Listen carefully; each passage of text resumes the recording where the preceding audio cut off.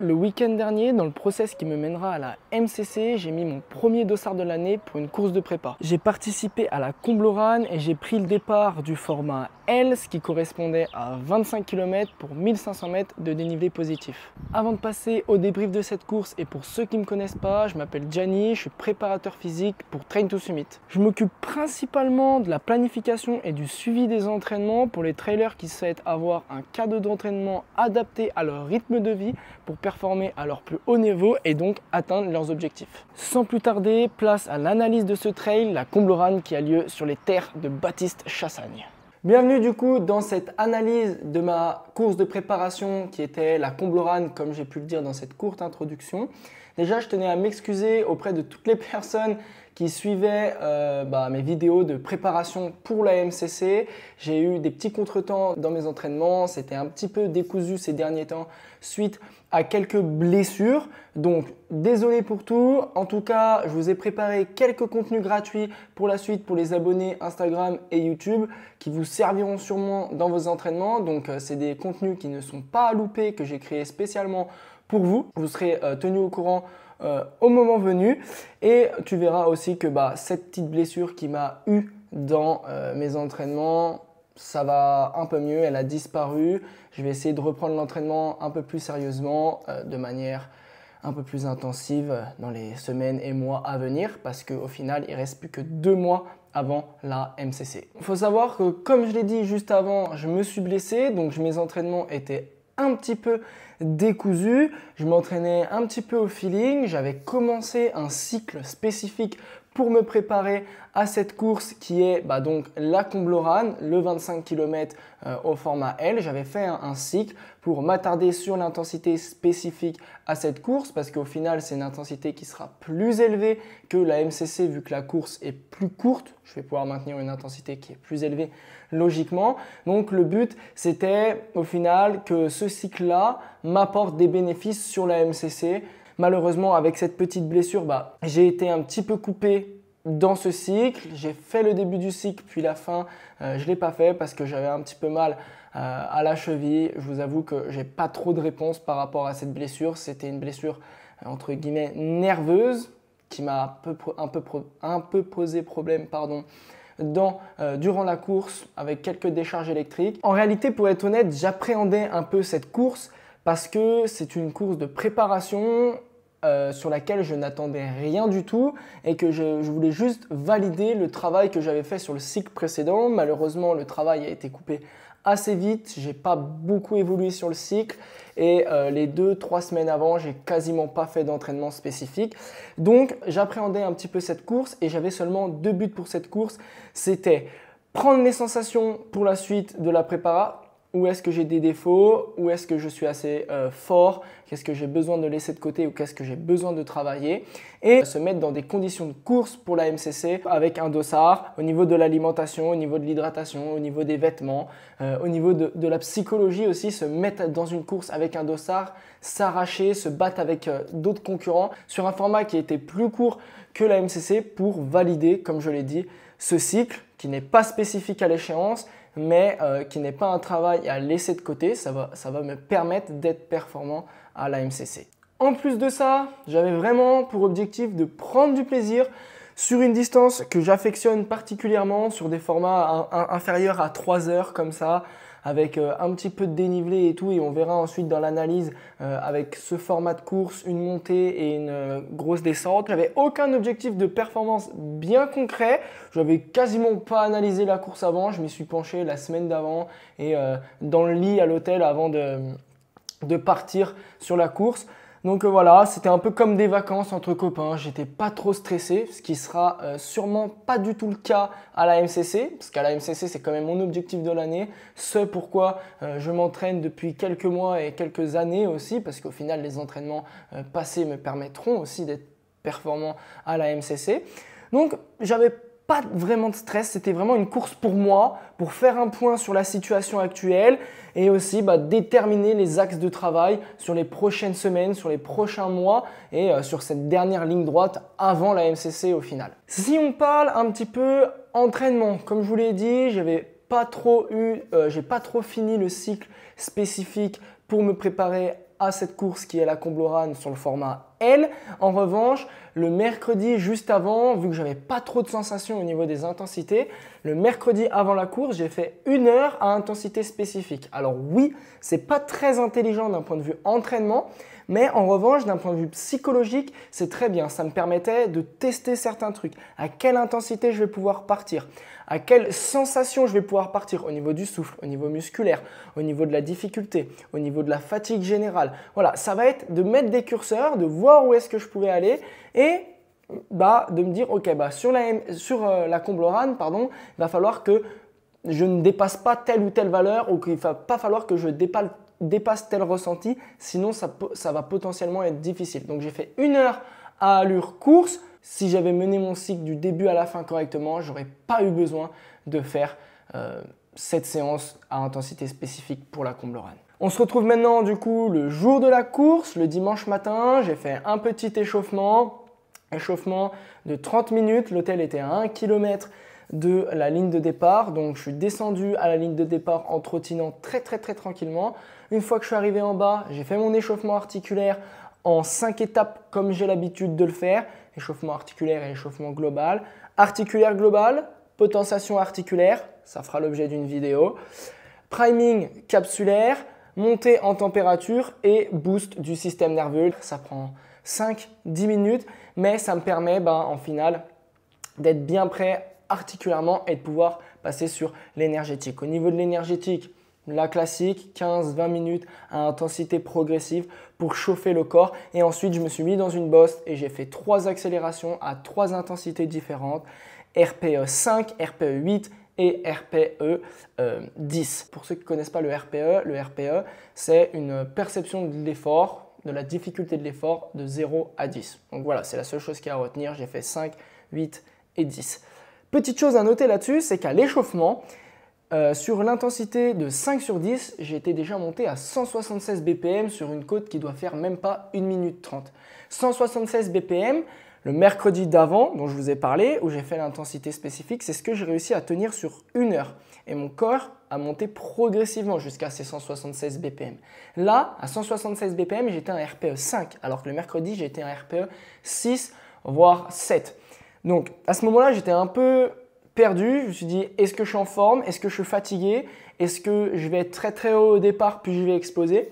Et la suite, vous la verrez juste après. Après ces accélérations, je me rends sur la ligne de départ. Vous connaissez bien les trails, 2, 3, 5 minutes de speech du speaker dans lesquels tu te refroidis. Au niveau de cette ligne de départ, j'étais déjà à 128 BPM, juste debout à ne rien faire parce que j'avais tellement l'envie d'y aller, l'envie d'en découdre, l'envie de voir ce que je pouvais donner sur cette course qu'au final, c'était un peu comme une forme de stress, mais pas un gros stress à proprement parler. Et 128 BPM, à mon habitude, c'est le bas de ma zone 2, le bas de mon endurance fondamentale. Donc vous voyez comme quoi la fréquence cardiaque est influencée par plein de paramètres. 128 BPM, comme je l'ai dit, et bam, le départ est lancé. 8h30, on est parti sur les 25 km.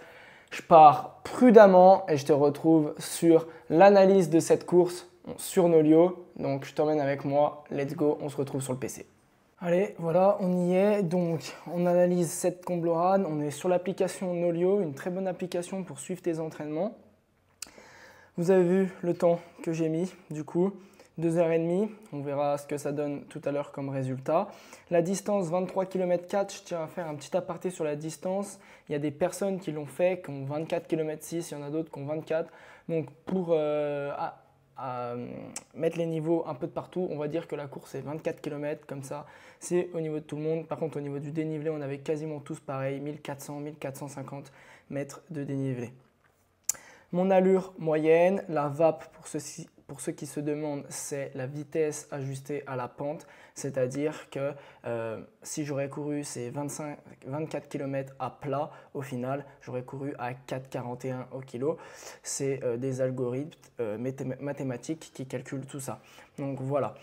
L'effort total en joules, on s'en fout un petit peu. La puissance moyenne, c'est faux parce que je n'ai pas de capteur de puissance, c'est calculé par rapport à la main.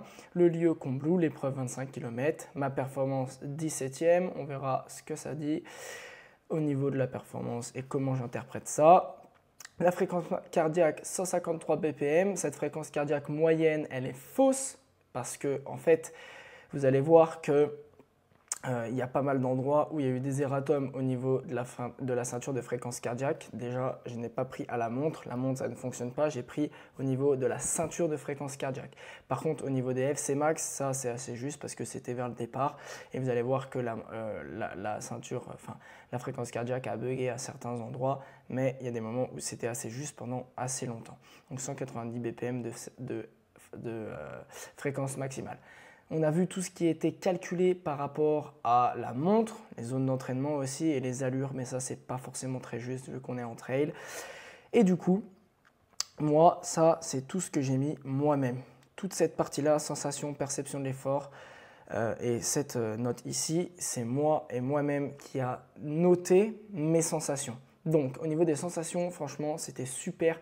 J'ai eu de très bonnes sensations. Comme vous allez voir par la suite, ça m'a même étonné, j'étais un peu déboussolé. Je me suis 100% concentré sur moi-même et j'ai oublié toutes les datas. Au niveau de la perception de l'effort, je me suis quand même bien donné. On verra qu'il y a un événement qui a fait que j'étais pas totalement à 10 sur 10. Au final, j'ai eu une difficulté de 8-9 sur 10 sur la globalité de l'événement. Et à cause d'un manque d'entraînement, surtout en descente, parce qu'en montée, j'étais plutôt autour d'un RPE de 7-8. Donc voilà. Ici, vous avez combien j'ai mangé de glucides par heure. J'ai réussi à tourner aux alentours de 55 grammes de glucides par heure. Il faut savoir que je ne suis pas très fort au niveau de l'alimentation en course. C'est vraiment un de mes défauts. Donc, j'ai essayé de tourner aux alentours de 55 grammes de glucides par heure, surtout au niveau d'alimentation liquide et avec une seule barre Baou et 2 paquets de bonbons Ta qui apportent des glucides et aussi des électrolytes. On verra ensuite l'analyse de la course, quelle est la typographie de la course, la typologie du terrain de la course au niveau du dénivelé, au niveau de la technicité. Et à la fin, tout ce que j'ai à vous dire, c'est que j'étais en bataille avec 2 gars, donc on va voir que j'ai un peu envoyé du steak. On rentre tout de suite dans l'analyse de cette course, si ça veut bien charger, et on va déjà analyser la course en elle-même. Vous pouvez voir qu'au niveau de ici, l'altimétrie, de l'altitude, pardon, on a une montée, une descente, une grosse montée, une grosse descente avec un petit coup de cul ici au milieu. On va analyser partie par partie juste au niveau du dénivelé. Sur la première partie, il y avait cette partie-là qui faisait 6,5 km normalement. Donc ici, on a les informations. 6,47 km avec 300 mètres de dénivelé positif pour 200 mètres de dénivelé négatif. J'ai bouclé ces 6,5 km en 37 minutes et vous allez voir que par rapport à mon habitude, j'ai fait un départ qui était assez prudent. Donc, première montée, première descente, on se rappelle 300 mètres de dénivelé positif pour 200 mètres de dénivelé négatif sur 6,5 km. Et ensuite, on va analyser en 2 portions, une portion montée et une portion descente. La montée faisait, hop, de en bas à en haut, elle faisait 7,4 km. J'ai mis 1h05 pour 860 mètres de dénivelé positif. Et la descente, elle faisait, hop, elle faisait 9,8 km pour 719 mètres de dénivelé négatif. Donc, il faut savoir que là, au niveau de Nolio, c'est pas forcément très juste les montées et les descentes en termes de dénivelé parce que si on accumule le tout, on n'est même pas à 1100 mètres de dénivelé positif. Mais il y a 82 mètres de dénivelé ici qu'on va voir où j'ai remonté un petit peu, mais c'est une côte très courte de même pas 2-3 minutes. Donc voilà, on a analysé l'altitude de notre course, le profil de dénivelé, une montée, une descente sur 6,5 km avec 300 de dénivelé positif, une grosse montée avec presque 900 de dénivelé positif et bam, ça redescend de tout en haut à tout en bas. Donc là, je dirais qu'il y a presque 1000 de dénivelé négatif, peut-être un petit peu moins. Maintenant que ça c'est fait, on va analyser chaque portion et on va les comparer dans le temps, voir si j'ai été durable, est-ce que j'ai réussi à maintenir l'allure ou est-ce que j'ai explosé totalement. Juste avant de passer à cette partie-là, je voulais vous montrer ici la courbe de fréquence cardiaque. Jusqu'à ici, là, où on voit cette petite baisse, tout ça, c'était juste. Ici, c'était juste. La petite baisse là, c'est faux. Cette portion-là, c'est juste. Cette baisse-là, c'est faux. Cette portion-là, c'est juste. Et toutes les baisses ici, c'est faux. Et ici, juste, j'avais plus la ceinture, elle était tombée.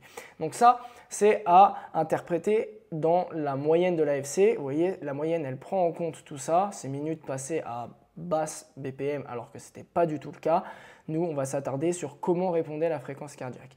On va prendre, hop, la première montée qui était quand même assez raide et on va analyser la fréquence cardiaque, l'allure très brièvement parce que ce n'est pas trop ce qui nous intéresse, mais on va surtout analyser la vitesse ascensionnelle, à quelle vitesse je montais.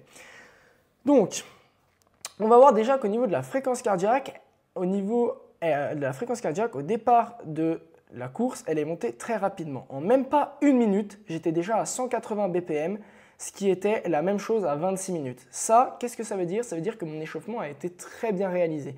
J'ai pas eu 10-15 minutes où la fréquence cardiaque montait progressivement et en fait, c'était un semblant d'échauffement si ça fait ça. Là, la fréquence cardiaque, elle est montée en une minute. Bam, j'étais direct à l'intensité que je voulais être et j'ai maintenu.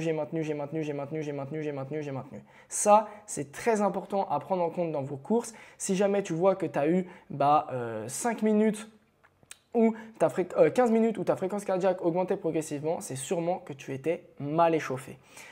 Au niveau de l'allure, il y a certains endroits où c'était à plat, on voit que c'est parti à 3,30 au kilo. Ensuite, là, d'autres endroits où c'était à plat, 4 minutes. Ici, 4,30, c'était aussi à plat. D'autres endroits, 4,30. Bref, voilà, on s'en fout un petit peu de l'allure. Juste au niveau des BPM, la moyenne sur cette portion-là, c'est 183 pour 190 de max. Donc voilà, 183 BPM de moyenne et à 1 minute, ici, j'étais déjà à 180 BPM. Donc ça, c'est bien. Au niveau de la montée, j'étais à une vitesse ascensionnelle moyenne de 653 mètres, mais vu qu'il y avait des portions de plat, ça fausse un petit peu les données. Donc on va s'attarder sur la portion de chacun. Hop, ici, 900, 1000, 1200, 1000, 900, 1000, 1300, 1000, 1300, 1000, 1100, 1000, 1100. Donc on peut voir que je montais en moyenne, on va dire, à 1000 mètres heure. Donc en gros, en 1 heure, je faisais 1000 mètres de dénivelé positif. Retenez bien ça parce que ça va nous servir pour la suite. Les valeurs qu'on a à retenir. 300 mètres de dénivelé positif, 183 BPM de moyenne pour une vitesse ascensionnelle à peu près de 1000 mètres de dénivelé par heure. Ça, c'est à retenir. On ne va pas analyser tout de suite la descente et on va tout de suite partir sur la deuxième montée. C'est ce qui nous intéresse, c'est la deuxième montée. Ce que je voulais vous dire déjà, c'est que j'ai fait un départ prudent. Pas comme à mon habitude, je voulais travailler là-dessus, essayer de me concentrer sur moi et moi-même, pas sur les autres coureurs, m'attarder sur mes sensations et y aller doucement, doucement et encore une fois, doucement pour ne pas exploser par la suite. Et ça a très bien fonctionné parce que je pense qu'au départ, j'étais aux alentours de 30e et j'ai fini à peu près 17e. Donc, on continue, on analyse, on voit qu'ici à peu près, j'étais aussi à 190 BPM, 180 quand ça fonctionne, 185, 185, 183, 185, 181, 178, 180, 182, 185, 183. Donc on voit que la fréquence cardiaque, elle est toujours similaire. Donc ça veut dire que la charge interne depuis le départ, elle est toujours similaire. Là, on voit qu'au niveau des allures, c'est plus interprétable parce que du coup, il n'y a plus du tout de mouvement plat. Donc on s'en fout, on n'analyse pas. Et on va prendre la vitesse ascensionnelle. Est-ce que j'étais au-dessus? Est-ce que j'étais en dessous? Ou est-ce que j'étais au même endroit que sur la première montée, sachant que j'avais déjà près de 1 heure de course dans les pattes, donc la fatigue commençait à se faire ressentir. Juste avant de vous donner l'information, au niveau du ressenti, sur la montre, je n'ai pas le retour de la vitesse ascensionnelle. Je me concentre que sur mon ressenti et j'ai essayé d'augmenter progressivement l'intensité au fur et à mesure de la montée de 900 mètres de dénivelé. Donc au départ, 750, 900, 1000, 1100, 1200. Donc pour le moment, je suis toujours pareil et à ce moment-là, c'est là que je vais commencer à accélérer. Hop, après la petite descente, tac, 1000, 1100, 1200. Là, ça redescend. 900, ça devait être un peu plus plat. 900, 800, 1000, 1200, 900, 900, 900, 1000, 1300, 1100, 900, 1200.